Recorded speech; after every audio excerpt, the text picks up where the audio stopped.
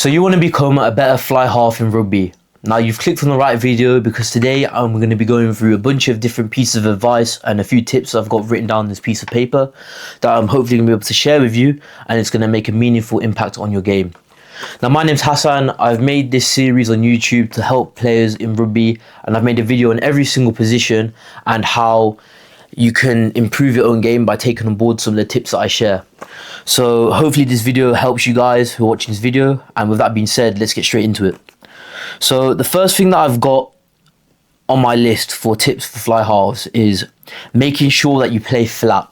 Now what do I mean by this? What I mean is that commonly a lot of fly halves, what they try to do, especially the younger age levels, is that once they receive the ball, they look to pass straight away.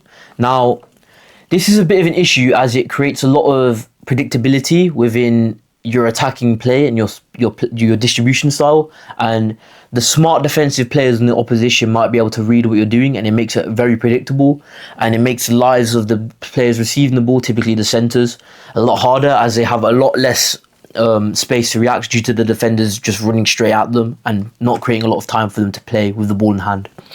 Now a great way to counteract this is by being mobile and actually receiving the ball with you in motion and you running up to the defensive line.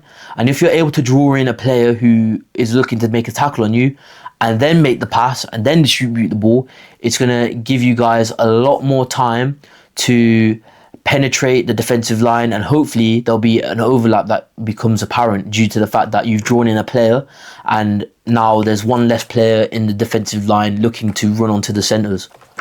So being able to be a bit more decisive with how you're distributing the ball in terms of where you are on the field.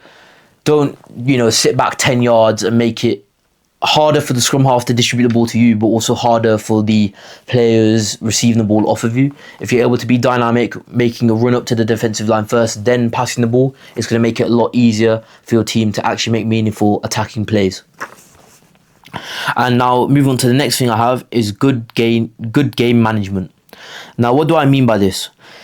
I mean by this giving the time for forwards to have their go at attack, letting them, string some phases together, some nice strong carries, but then also understanding when it's time for the backs to get involved and, ship the ball out wide. I think the best 10s in the world, they understand how to read a game and read what's about to play and what's about to unfold next. Obviously this probably comes with a lot more experience, so to the younger players watching this video, try and get more experience on the pitch during game time, and the way you can read the game will improve a lot because you've obviously seen different scenarios and how they've unfolded.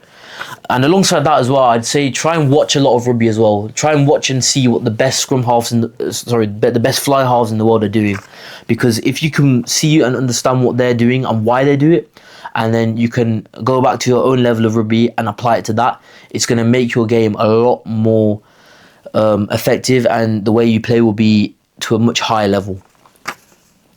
Now alongside that, it's also important to understand territory as well. As you get older, you're going to start learning how to effectively make those decisions where you may look to exploit the gaps in the outfield behind the defensive line, so maybe looking for a 50-22.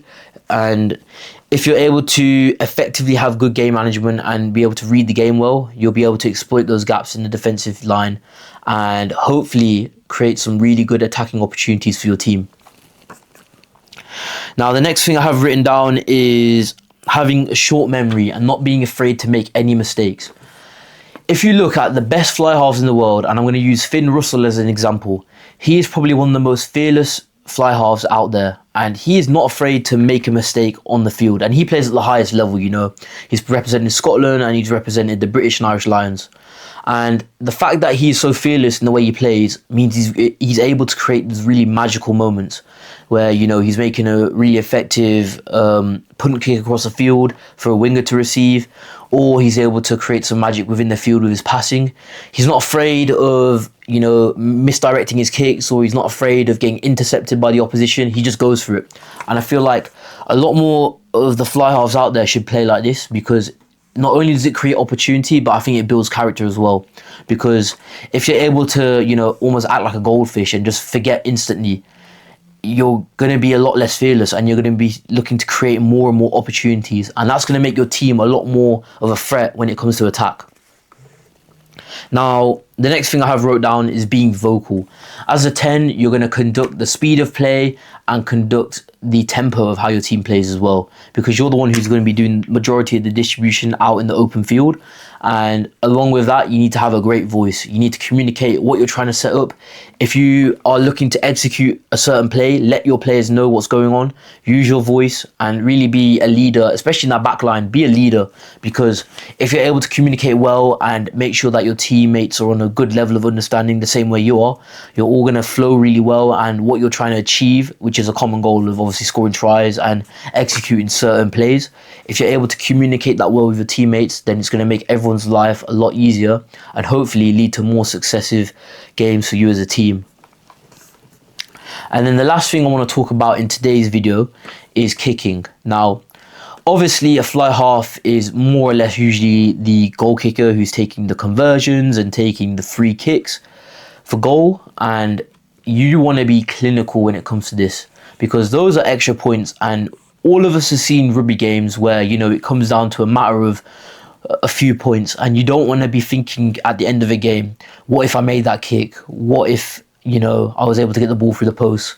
If you're clinical during the game, then, you know, it can really add up, and those extra points will matter, and it will reflect in the game's end result.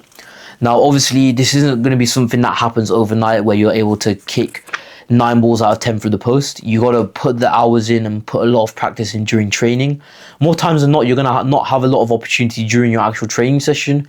So whether it's a case of you as an individual rocking up to training 30 minutes beforehand, grabbing a bag of rugby balls and, you know, just practicing taking kicks at the post from different angles, or staying behind after training and doing the same, that is a necessary work that's going to have to be put in for you to become more accurate and more confident in your goal kicking ability. And if you look at the best teams in the world, they normally have a really confident and really high level executing kicker on their team who's able to consistently rein in points from their boot. And if you're able to be like that, it's going to help your team in the long run, and you're going to be a lot more successful. So with that being said, guys, that rounds off all the tips that I have written on my piece of paper for today. I hope I have mentioned something useful to you guys that you can take away and apply to your own game. And I just want to say thank you guys for watching this video.